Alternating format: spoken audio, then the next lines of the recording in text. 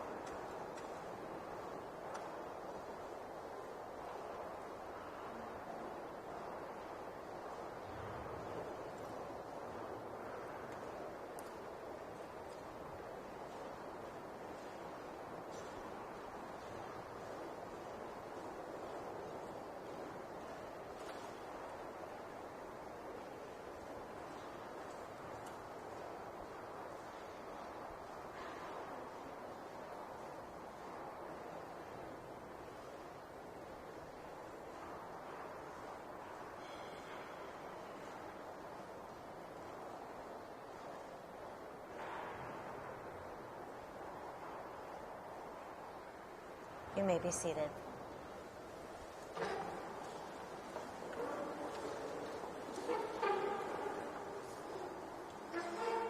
Baruch Dayan Ha'emet. Blessed is God, the true judge. Adonai Natan v'Adonai Lakach, Yehi Shem Adonai Mevarach. God has given, God has taken. Praise be the name of Adonai. Psalm 23. Mizmor leDavid, Adonai roi lo echsar, binodeh sheyar bitzeni. Amei menuchot yenahaleni, nafshi shovev yancheni v'maglei tzedek leman shemo. Gam ki elech beketz hamavet lo hirara, ki ata himadi shiftecha mishantecha hema yenachamuni. Ta'aroch lefanai shulchan neged tzorai, dishanta v'shemen roshi.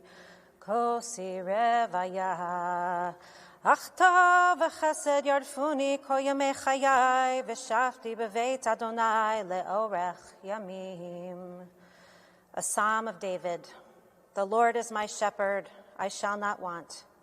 God makes me lie down in green pastures. God leads me beside the still waters. God restores my soul. God guides me in the straight paths for God's name's sake. Yea, though I walk through the valley of the shadow of death, I will fear no evil, for you are with me. Your rod and your staff, they comfort me. You prepare a table before me in the presence of my enemies.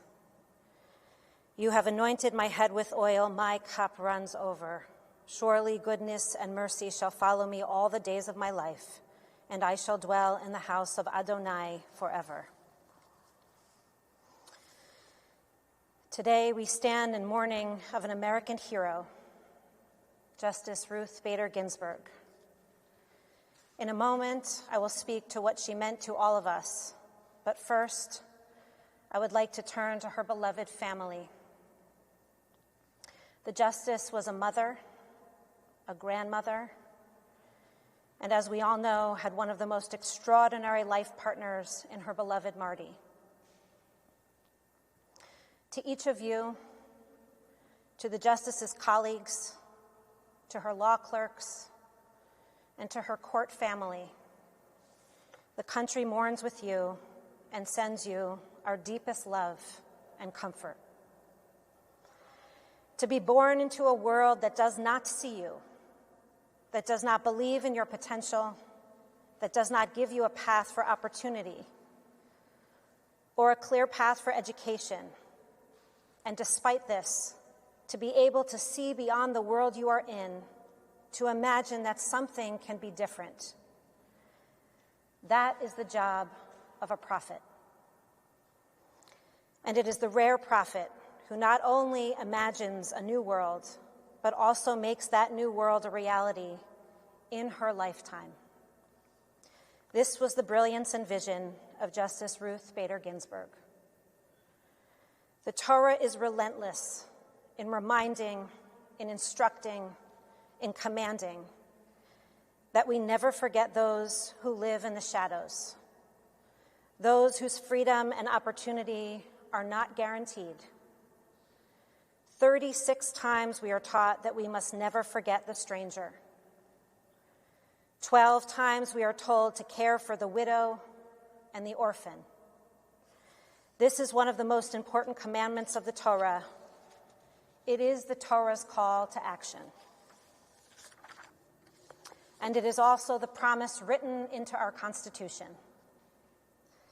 As Justice Ginsburg said, and I quote, "Think back to 1787. Who were we the people? They certainly weren't women. They surely weren't people held in human bondage. The genius of our Constitution is that now, over more than 200, sometimes turbulent years, that we has expanded and expanded." This was Justice Ginsburg's life's work, to insist that the Constitution deliver on its promise, that we, the people, would include all the people. She carried out that work in every chapter of her life. As an advocate arguing 6 times before this court for equal treatment for women and men, as a judge on the D.C. Circuit, and as a justice on this court, and as a path-marking role model to women and girls of all ages, who now know that no office is out of reach for their dreams, whether that is to serve in the highest court of our land or closer to home for me as the rabbi of their community. Nothing could stop Justice Ginsburg's unflagging devotion to this project, not even cancer. Justice Ginsburg, midor lador, from generation to generation, we promise to carry forward your legacy. May you rest under the wings of the Shekhinah, knowing that you have tirelessly served us and this great country, the United States of America. Please rise.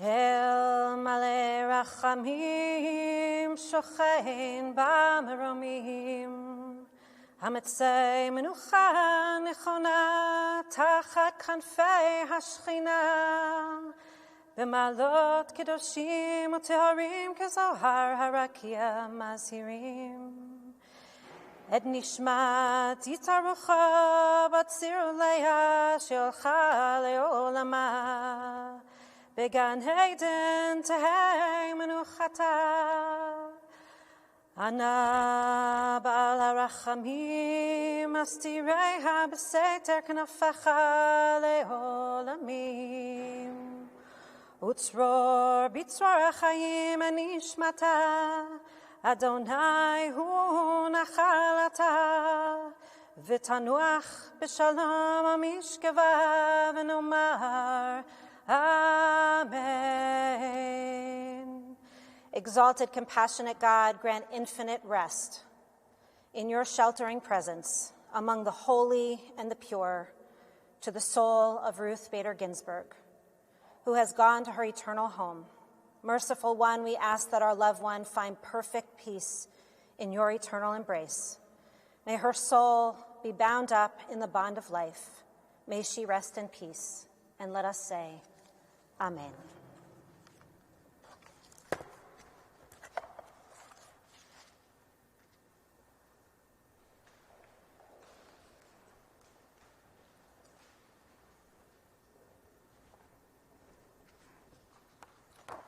Thank you, Rabbi Holtzblatt, for those compelling words.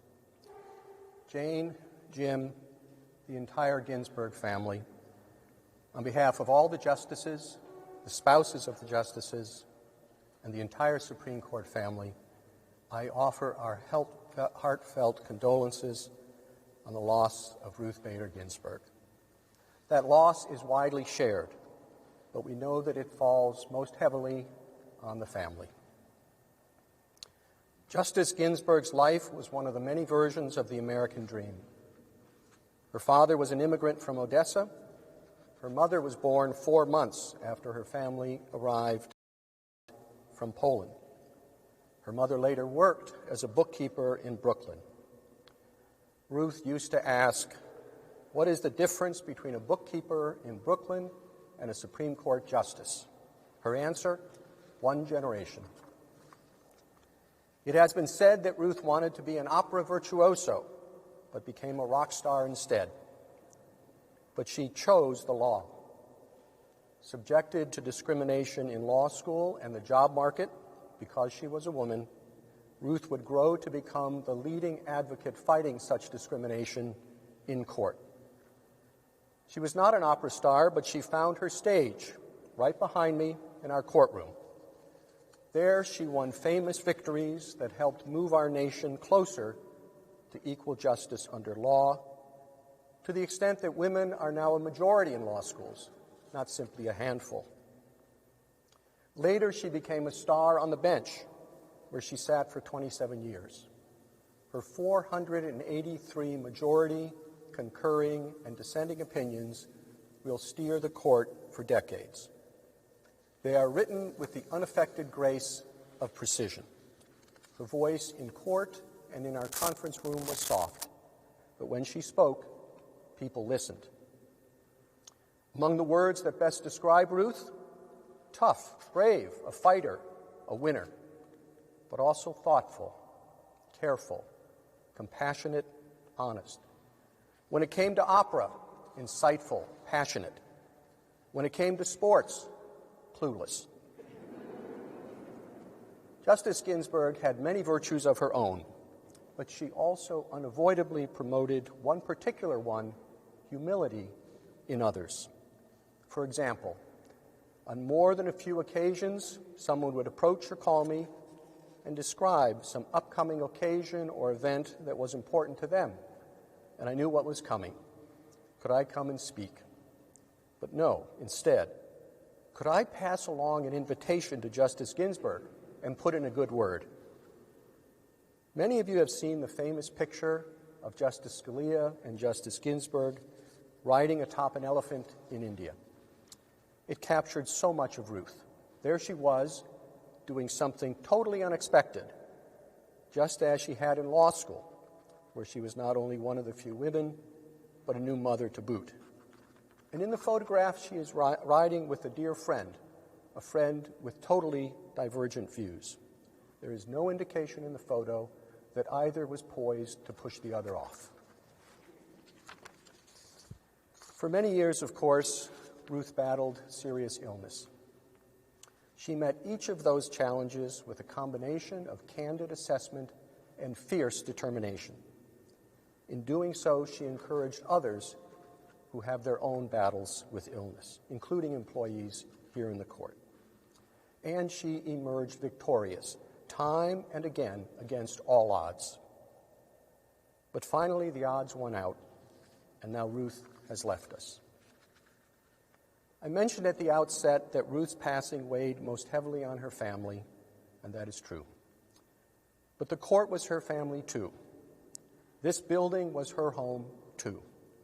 Of course, she will live on in what she did to improve the law and the lives of all of us. And yet, still, Ruth is gone, and we grieve. Let us have a moment of silence for reflection.